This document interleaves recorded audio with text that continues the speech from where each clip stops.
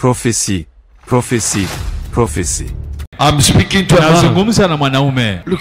Tazama. You went to a doctor. Ulienda kwa daktari. And the doctor told you. Na daktari alikwambia. You have a low sperm count. Una idadi chache za mbegu za. You have low sperm count. Una mbegu chache za kiume. I'm talking to you. Nazungumza na wewe. The doctor told you. Daktari alikwambia. It's not possible. Haiwezekani. For you to impregnate a woman. Wewe kumpa ujauzito mwanamke. But after today. Baada ya leo. Go back to your doctor. Rudi kwa daktari wako. Tell your doctor. Mwambie daktari. To check you up. Akuangalie.